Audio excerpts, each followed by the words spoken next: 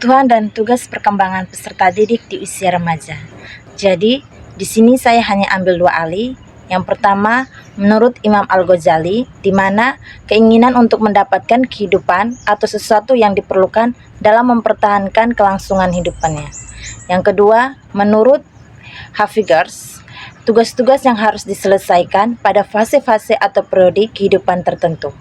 Kebutuhan remaja, yang pertama, perubahan fisik, di mana masa remaja mengalami perubahan fisik yang pesat dan termasuk perubahan hormonal yang mempengaruhi kesehatan dan kebugaran.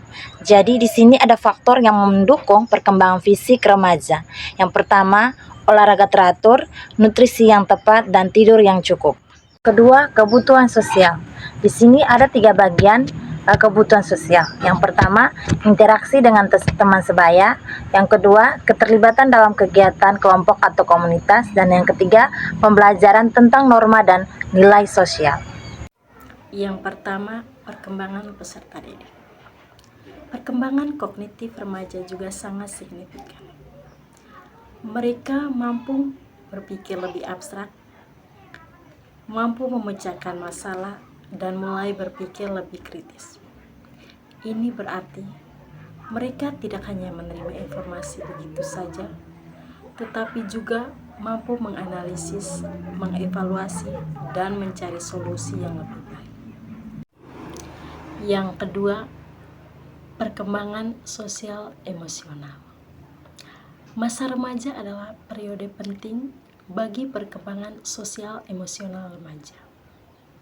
Pada perkembangan sosial emosional tersebut, remaja mulai menjalin hubungan dengan teman sebaya, orang tua, dan orang dewasa lainnya. Mereka juga mulai mengeksplorasi peran gender dan nilai moral mereka sendiri. Yang ketiga, tugas perkembangan usia remaja. Remaja juga memiliki tugas perkembangan yang harus mereka selesaikan dengan matang. Dalam tugas perkembangan tersebut, mereka juga harus mulai mencari atau membangun jati diri sendiri seperti pencarian jati diri dan eksplorasi berbagai peran dan identitas. Yang kedua yaitu mengembangkan hubungan sosial. Nah, di sini pasti ada muncul pertanyaan di benak pikiran teman-teman, bagaimana sih cara mengembangkan hubungan sosial? Di sini saya akan menjelaskan jadi ada 2 cara untuk mengembangkan hubungan sosial. Yang pertama adalah membangun hubungan yang sehat, yaitu dengan cara saling komunikasi yang terbuka, tidak ada yang harus ditutup-tutupi.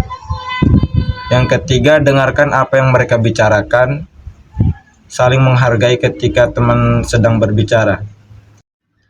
Yang ketiga yaitu mengambil tanggung jawab.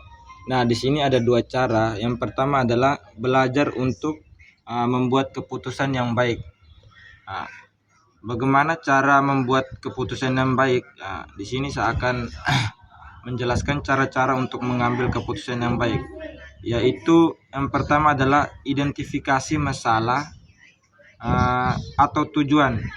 Pahami apa yang ingin Anda capai atau yang ingin Anda selesaikan. Yang kedua yaitu kumpulkan informasi terkait masalah atau kejadian yang teman-teman alami. Yang ketiga adalah pertimbangkan alternatif, yaitu buat daftar pilihan atau solusi yang memungkinkan. Yang keempat adalah evaluasi dampak, yaitu pikirkan konsekuensi jangka pendek dan panjang dari setiap alternatif. Yang kelima adalah gunakan logika dan emosi secara seimbang. Jadi gunakan analisis logis untuk mempertimbangkan fakta. Jangan abaikan intuisi atau perasaan, terutama jika melibatkan nilai atau etika. Mintalah pendapat orang lain, yaitu konsultasikan dengan orang yang ahli atau memiliki pengalaman. Yang ketujuh, buat keputusan. Pilih alternatif yang paling sesuai dengan tujuan, nilai, dan batasan. Yaitu pastikan Anda merasa yakin dengan pilihan tersebut. Yang kedelapan adalah rencanakan tindakan. Jadi setelah membuat keputusan, kita harus bisa merencanakan tindakan dengan cara tentukan langkah-langkah konkret untuk menjalankan keputusan. Pastikan semua pihak yang terlibat memahami tindakan yang akan kita ambil. Yang terakhir atau yang kesembilan yaitu evaluasi keputusan. Jadi setelah kita membuat keputusan, kita mengevaluasi kembali terkait keputusan yang telah kita ambil, yaitu pelajari apa yang berhasil dan apa yang perlu diperbaiki di masa depan atau masa yang akan datang. Yang terakhir atau yang keempat yaitu adalah mempersiapkan masa depan. Cara pertama yaitu adalah menetapkan tujuan pendidikan dan karir. Yang pertama adalah pahami potensi dan minat Anda, yaitu dengan cara kenali kekuatan Anda.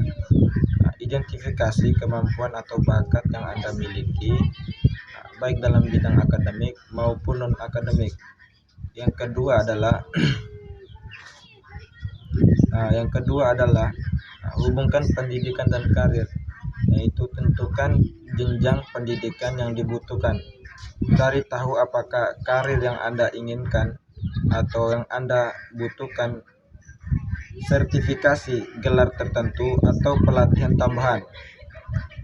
Yang ketiga yaitu temukan mentor atau dukungan, yaitu cari bimbingan dari orang yang berpengalaman di bidang yang Anda minati. Yang keempat yaitu adalah evaluasi dan sesuaikan rencana, yaitu secara rutin tinjau kemajuan Anda. Jika ada hambatan, sesuaikan strategi Anda tanpa meninggalkan tujuan utama. Yang terakhir yaitu tetap berkomitmen, yaitu motivasi diri Anda dengan mengingat alasan di balik tujuan Anda. Jangan menyerah meskipun menghadapi kesulitan. Jadi harus berfokus pada solusi, bukan hambatan. Jadi kesimpulannya, untuk memahami kebutuhan dan tugas perkembangan peserta didik, kita perlu mendukung mereka dalam menghadapi fase atau tantangan apa yang mereka hadapi sekarang, yaitu dengan cara memberikan dukungan baik dari keluarga, institusi pendidikan. Itu kita dapat membantu remaja tumbuh menjadi individu yang sehat, mandiri, dan siap menghadapi masa depan. Jadi bagi seorang remaja mereka itu perlu dukungan dari berbagai pihak seperti yang sudah saya jelaskan dari tadi.